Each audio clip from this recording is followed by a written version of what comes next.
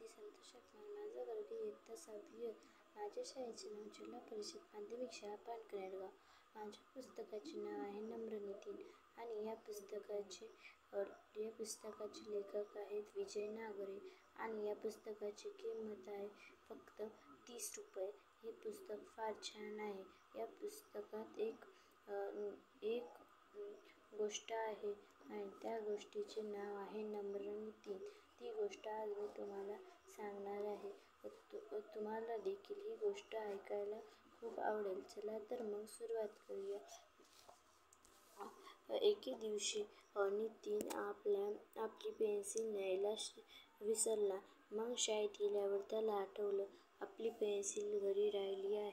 मग त्याने आपल्या बऱ्याचशा मित्राला पेन्सिल मागितली, पण त्याच्या मित्रांनी त्याला काही पेन्सिल दिली नाही.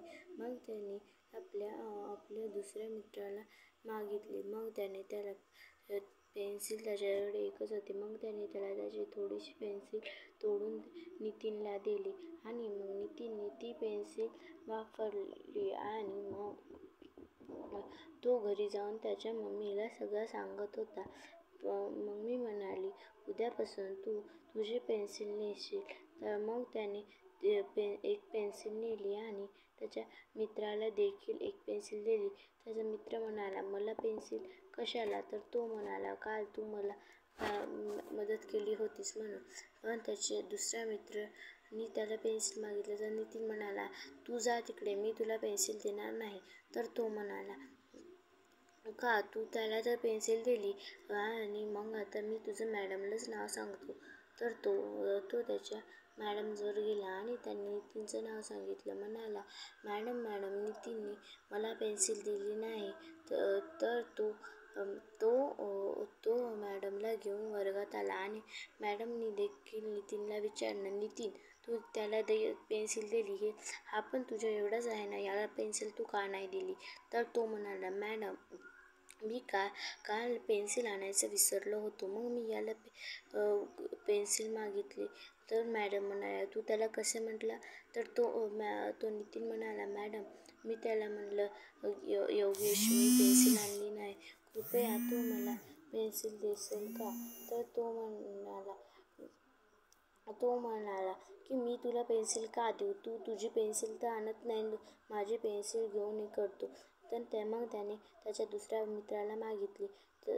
तर तो त्याला म्हणाला की कृपया मला पेन्सिल देशील का? मी पेन्सिल आणली नाहीये. तर तो म्हणाला, चालेल ना, मी तुला पेन्सिल देईन. तर त्याने त्याला पेन्सिल दिली आणि म्हणून मी याला पेन्सिल दिली नाही, कारण काल त्याने माझी मदत केली नव्हती. आणि मग नितीनने आपल्या घरी गेला आणि मम्मीला ही गोष्ट सांगितली. मम्मी म्हणाली, चालेल, तू त्याला देखील एक पेन्सिल का नाही दिली? तर नितीन म्हणाला, मी का देऊ त्याला पेन्सिल? त्याने माझी मदत केली होती का? तर त्याची आई म्हणाली की काही नाही, त्याने तुझी मदत केली की न केली, तू त्याची मदत नेहमी करायची. तर तो नितीन म्हणाला, ठीक आहे, आता मी जेवतो आणि मला बागेत खेळायला देखील जायचं आहे. तर त्याची आई म्हणाली, तू आधी जेवून घे आणि मग बागेत खेळायला जा. तर तो म्हणाला की चालेल, आधी मी जेवून घेतो आणि मग बागेत खेळायला जातो. मग तो जेवला आणि मग नंतर त्याने आपला राहिलेला होमवर्क पूर्ण केला. होमवर्क पूर्ण करून तो जसा बाहेर पडत होता तेव्हा त्याची मम्मी म्हणाली, नितीन, मला एकदा मार्केटमधून सामान आणून देतं का? तर नितीन म्हणाला, हो आई, मी पटकन सायकलवर जाऊन येतो. आणि मग नितीनने आईला विनंती केली, आई, कृपया मी माझ्यासाठी चॉकलेट आणू का? नितीनची आई म्हणाली, तुझी चॉकलेट खायची सवय कधी जाईल? तर नितीन परत त्याला म्हणाला, आई, कृपया मला चॉकलेट आणू दे ना गं. तर त्याची आई म्हणाली, जा आण.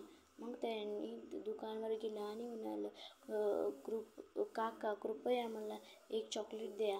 मग त्यांनी एक चॉकलेट आणलं आणि घरी येऊन गार्डनमध्ये खेळायला गेला आणि मग तिथे जाऊन त्याला त्याचा एक मित्र फुटबॉल खेळताना दिसला आणि मग तो त्याला जाऊन म्हणाला तो तिथे जाऊन म्हणाला की राहुल, मी तुझ्याबरोबर फुटबॉल खेळू का? तर राहुल म्हणाला, का नाही, आपण दोघे मिळून फुटबॉल खेळूया. आणि मग ते दोघेही मजेने फुटबॉल खेळायला लागले. मित्रांनो, तुम्ही हे पुस्तक नक्की वाचाल. धन्यवाद.